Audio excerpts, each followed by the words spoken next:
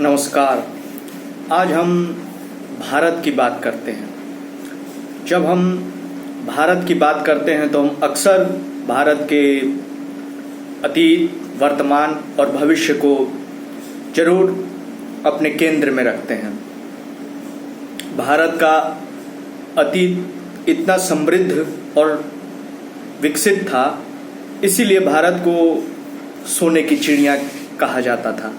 सोने की चिड़िया कहने के बहुत सारे आयाम हैं, जिसमें भारत आध्यात्मिक रूप से बहुत संपन्न था और साथ ही आर्थिक रूप से इतना सुदृढ़ और सशक्त था कि हर कोई भारत को एक अलग नज़रिए से देखता था। इसलिए पूरे विश्व पटल पर भारत की एक अलग छवि थी। हमारा देश पुरातन काल से ही एक समृद्ध सभ्यता का स्रोत रहा है, जिसमें बड़े बड़े चिंतक, ऋषि, मनीषी पैदा हुए और ये भगवान राम, कृष्ण और बुद्ध की धरती है, जिसकी अध्यात्म की गंगा पूरे विश्व में बह रही है। लेकिन जब हम अपनी वर्तमान की तरफ नज़र डालते हैं तो हमें लगता है कि कहीं ना कहीं हम अतीत से कुछ दूरी बना चुके हैं, क्योंकि जिस भारत को पूरा समग्र विश्व जानता था, वो भारत कहीं ना कहीं थोड़ी सी जगहों पे पीछे रह जाता है।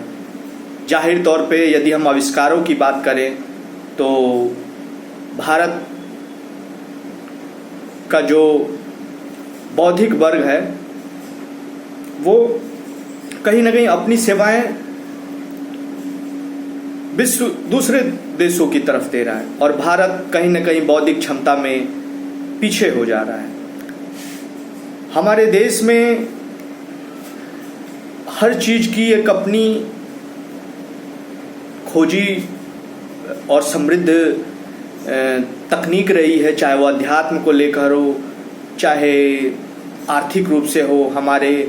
हमारी कृषि बहुत समृद्ध थी, हमारे दर्शन इतने समृद्ध हैं कि विश्व के सारे दर्शन एक तरफ और भारतीय दर्शन एक तरफ, क्योंकि भारत के दर्शनों में तर्क, वितर्क, वाद, संवाद हर चीज की जगह है। वहाँ कोई आंख बंद कर किसी चीज को मान नहीं लेता।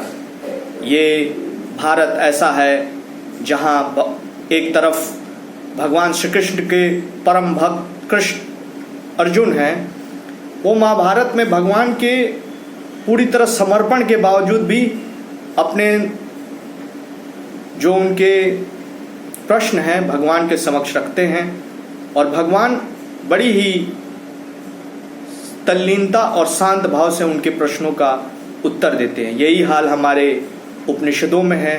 वो जहाँ दर्शन की उच्चतम ऊंचाई जिसे कह सकते हैं हम, वो भारतीय दर्शन में है। एक बार हमारे सर्वपल्ली राधाकृष्णन जी ने अपनी किताब में लिखा है कि यदि विश्व में कोई भी यदि दर्शन की कोई उच्चतम ऊंचाई है तो भारतीय दर्शन में है। ये हमारा बड़बोलापन नहीं, हमारे उपनिषदों में दिया हुआ ज्ञान के प्रति मेरा विश्वास है।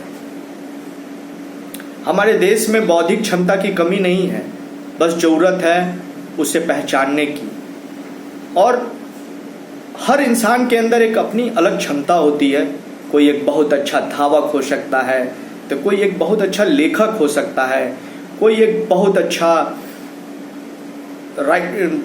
नेता, राजनेता हो सकता है, कोई एक बहुत अच्छा वैज्ञानिक हो सकता है। और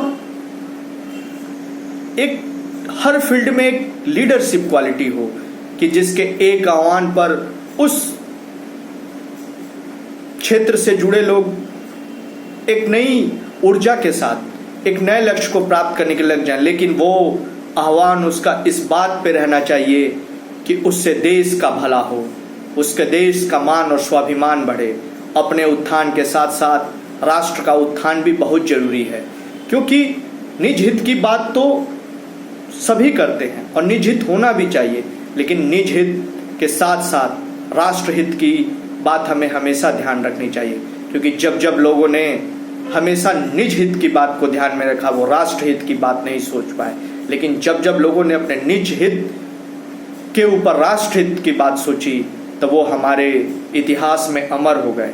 जैसा कि हम देखते हैं आज़ादी के समय में भारत के कितने क्रांतिकारी, कितने लोगों ने अपने प्राणों की आहुति दे दी। वहाँ उन्होंने अपने निज हित से ऊपर राष्ट्र हित के बल कि हमारा राष्ट्र परतंत्रता की बेड़ियां तोड़कर स्वतंत्र हो जाए। ये है हमारा भारत, जहाँ निज हितों से ऊपर राष्ट्र हितों के ऊपर बात नहीं। अपना भी उत्थान जरूरी है, क्योंकि मनुष्य जब तक अपना उत्थान नहीं करेगा राष्ट्र का उत्थान नहीं कर सकता। लेकिन उसका वो कार्य जो हमेशा राष्ट्र को एक नई गरिमा प्रदान करे, वो कार्य होना चाहिए। क्योंकि राष्ट्र है तो हम हैं, और यदि राष्ट्र नहीं है तो हमारा जीवन किसी काम का नहीं।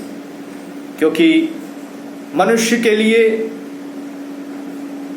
उसका राष्ट्र बहुत अहम भूमिका, क्योंकि इसकी हवा, मिट्टी, पानी, और इसी राष्ट्र से हम अपने राष्ट्र से जुड़ी हुई संस्कृति का जो संदेश है समग्र विश्व तक पहुंचा। आपने देखा होगा कि स्वामी विवेकानंद ने विश्व धर्म सम्मेलन में भारत की बात रखी थी, भारत की संस्कृति की बात रखी थी। क्या है भारत, इसको जानना है तो आप भारत के अध्यात्म की गंगा में एक बार ओत प्रोत हो जाइए, तब आप भारत को समझ जाएंगे।